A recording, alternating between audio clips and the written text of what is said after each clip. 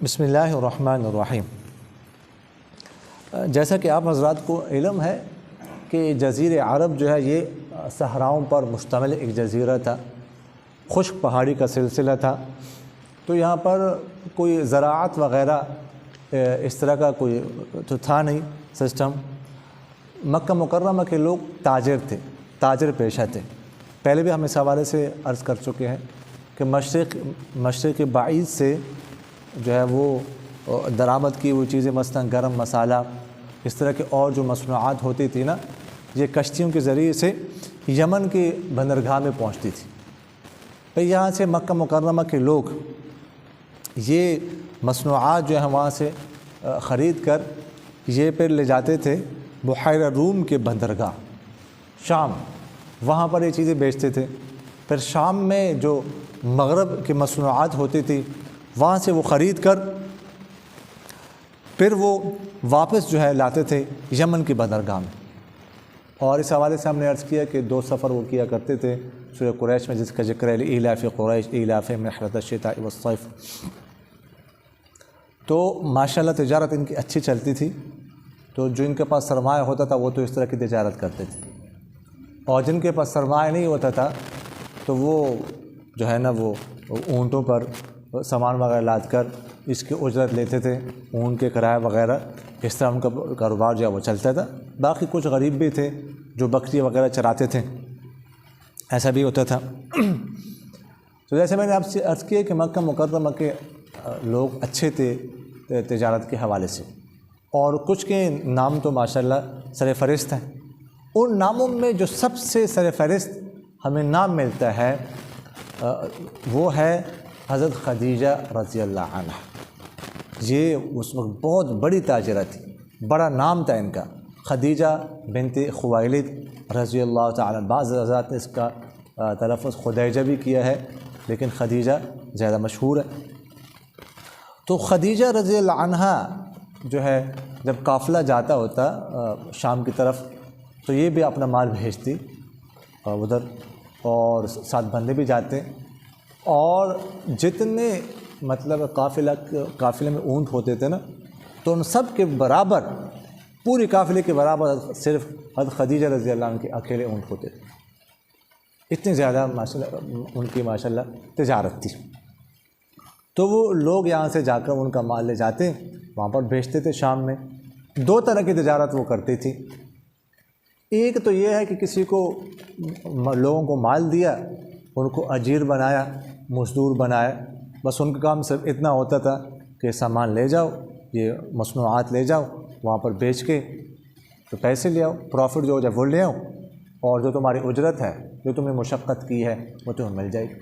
تو اس صورت میں ان کو اجرت ملتی تھی، اور باقی جو پروفٹ یا جو بھی نقصان جو بھی ہوتا تھا وہ سارا سیدہ خدیجہ رضی اللہ عنہ کا ہوتا تھا۔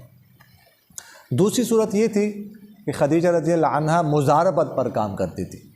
مزاربت میں آپ حضرات نے سنا ہے کہ 2 پارٹیاں ہوتی ہیں، ایک سلیپنگ پارٹی ہوتی ہے، ایک ایکٹیو پارٹی ہوتی ہے۔ تو سلیپنگ پارٹی جو ہے اس کا وہ مال ہوتا ہے، اور ایکٹیو پارٹی جو ہے وہ کام کرتی ہے، اس میں جو منافع کا فیصد ہوتا ہے وہ طے کرتے ہیں۔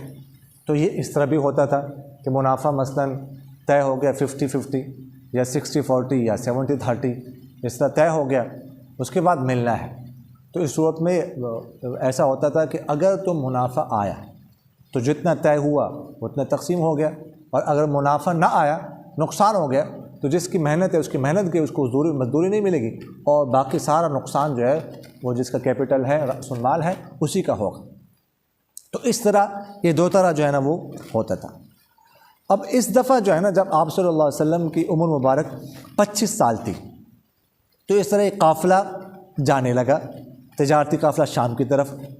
تو ابو طالب کے حالات، جیسے میں نے پہلے عرض کیا، حالات انتہائی ان کے خراب تھے، مالی حالات بہت تنگی تھی۔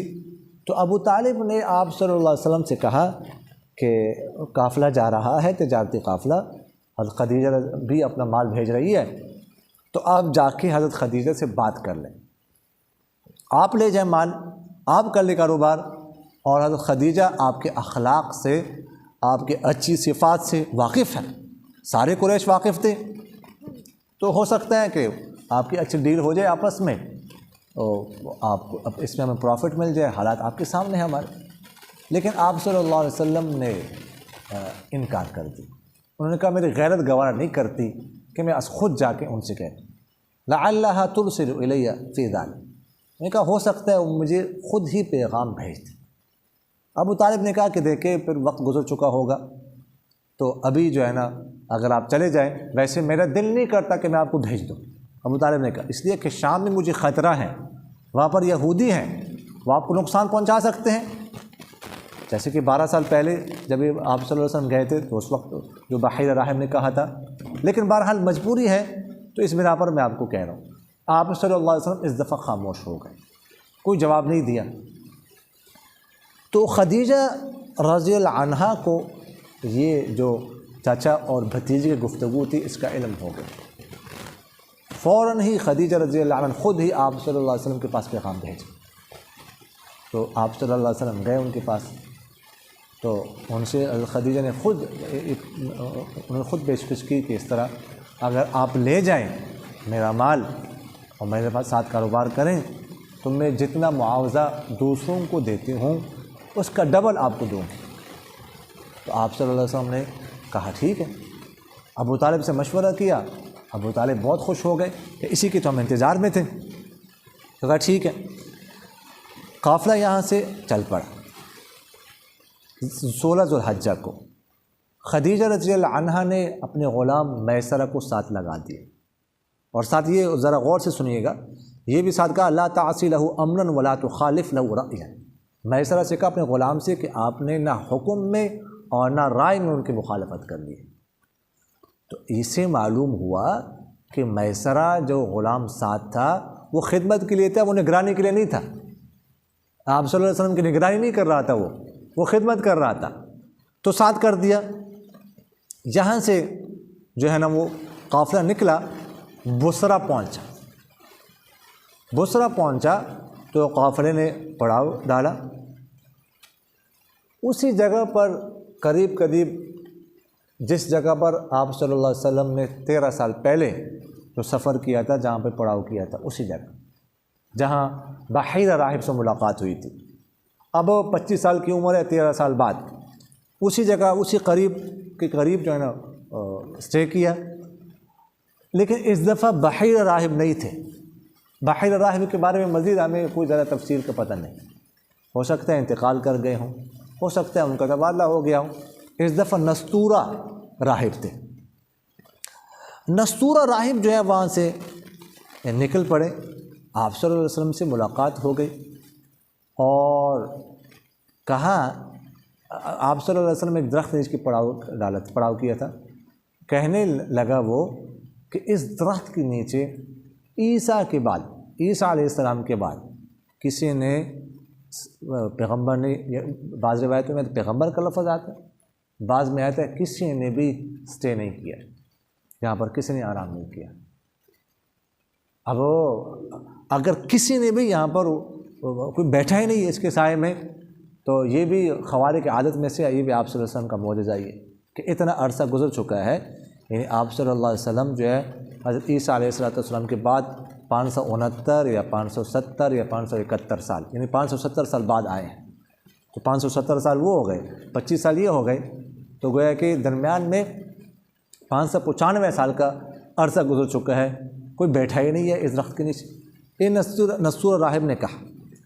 اچھا، اس کے بعد جو ہے نا نستورہ راہب نے میسرہ سے پوچھا، آپ صلی اللہ علیہ وسلم کے آنکھوں کی سرخی تھی، سرخی کے بارے میں پوچھا، تو میسرہ نے کہا کہ سرخی ہوتی ہے، رہتی ہے ہر وقت تقریباً۔ اس کے بعد جو ہے نا نستورہ راہب نے آپ صلی اللہ علیہ وسلم کے سر اور قدم مبارک کا بوسہ لیا۔ بعض روایتوں میں آتا ہے کہ انہوں نے کہا ہوا وہی پیغمبر ہے، آخر پیغمبر ہے۔ اور بعض روایتوں میں آتا ہے کہ نستورہ نے کہا آمنت بک واشہد انک الذی ذکرہ اللہ تعالی فی التوراۃ فلما الخاتم قبلہ وقال اشہد انک رسول اللہ النبی الامی الذی بشر بک عیسیٰ۔ نستورہ راہب نے کہا کہ میں آپ پر ایمان لاتا ہوں اور میں گواہی دیتا ہوں کہ آپ وہی شخص ہے جس کا ذکر اللہ تعالیٰ نے تورات میں کیا ہے، اور جب انہوں نے مہر نبوت دیکھی پچھلی جانب تو اس کا بوسہ لیا اور فرمایا کہ میں گواہی دیتا ہوں اب اللہ کے رسول ہے، وہ رسول ہے جس کی خوشخبری حضرت عیسیٰ نے دی تھی۔ میسرہ دیکھ کے حیران ہے، میسرہ غلام۔ اس کے بعد میسرہ نے یہ دیکھا کہ دھوپ جب پڑتی ہے تو دو فرشتے جو ہے وہ سایہ کر رہے ہیں سر کے اوپر۔ اس کے بعد خیر شام پہنچے، سامان بیچا، سامان بیچنے کے بعد جو شام کی مصنوعات تھی وہ خرید لی، مغربی ممالک کی جو مصنوعات تھی وہ خرید لی۔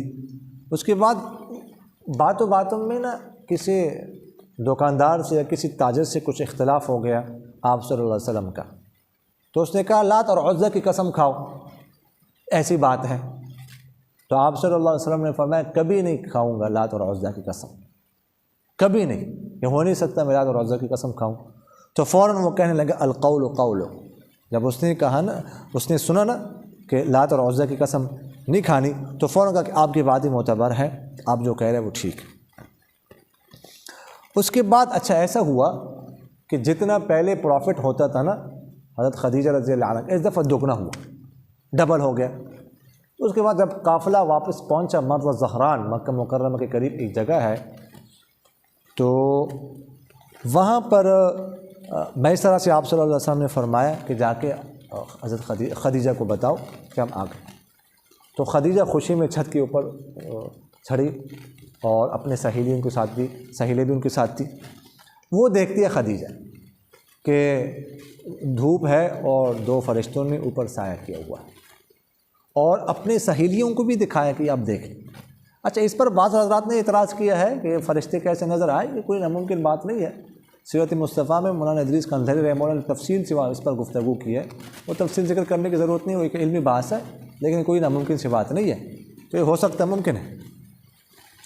اچھا یہ ہوا۔ اس کے بعد میسرہ نے ساری کارگزاری سنا دی حضرت خدیجہ کو۔ تو حضرت خدیجہ رضی اللہ جب یہ نستور اور راہب کی ملاقات کی کارگزاری سنائی، فرشتوں کے بارے میں بتایا، تو خدیجہ رضی اللہ عنہا گئی اپنے چچا زاد بھائی ورقۃ بن نوفل کے پاس۔ ورقۃ بن نوفل بہت بڑے عالم تھے، اس وقت عیسائی عالم تھے، بڑے عالم تھے، حق پر تھے، اور یہ ان کے پاس جائے گی جب 15 سال بعد جب بعثت ہوگی، اس وقت بھی آپ صلی اللہ علیہ وسلم کو بھی لے جائے گی، اس وقت ہم انشاءاللہ پڑھیں گے۔ یہ ان کے پاس گئے، ان کو بتایا، یہ ساری کارگزاری سنائی، تو وہ کہنے لگے کہ اگر یہ حالات واقعی درست ہے تو یہ پیغمبر ہے، اور وہ کہنے لگے میں اچھی طرح جانتا ہوں کہ آخری پیغمبر کا جو زمانہ ہے وہ بالکل قریب آ چکا، تو یہی زمانہ ہے۔ اچھا اس سفر کے بعد جب 2 ماہ 25 دن گزرے تو خدیجہ رضی اللہ عنہا 2 دفعہ پہلے بیوہ ہو چکی تھی۔ پہلے شوہر کا نام تھا عتیق بن خالد، اور دوسرے شوہر کا نام تھا ہند بن زرارہ، دونوں انتقال کر گئے تھے اور دونوں سے اولاد تھی، ٹھیک ہے۔ تو کافی رشتے آ رہے تھے، ہماری حالت بھی اچھی تھی، اور اپنی پاک دامنی اور عفت کی وجہ سے اس زمانے میں، زمانہ جاہلیت میں بھی ان کو طاہرہ کہا جاتا تھا، پاک عورت، طاہر، یہ ان کا لقب تھا۔ تو رشتے آتے تھے لیکن انہوں نے انکار کر دیا۔ تو اس دفعہ خود ہی دل میں خواہش پیدا ہو گئی کہ آپ صلی اللہ علیہ وسلم کے ساتھ کیوں رشتہ نہ ہو جائے، لیکن اب پتہ نہیں اب وہ رشتہ قبول کریں گے کہ نہیں کریں گے، کیا کیا جائے۔ تو اس حوالے سے انہوں نے اپنے سہیلی نفیسہ بنت منیہ کو بھیجا کہ آپ معلوم کر لیں۔ اب نفیسہ کی زبانی ہم سنیں گے، بڑا دلچسپ واقعہ ہے کہ نفیسہ کیا کہتی ہے اور کس طرح وہ کس انداز میں بات کرتی ہے اور کس طرح گفتگو ہوتی ہے، لیکن آج نہیں پرسوں، ٹھیک ہے، کل ہوگی چھٹی، کل جمعہ والے دن چھٹی کر لیا کریں گے، ٹھیک ہے، ایک دن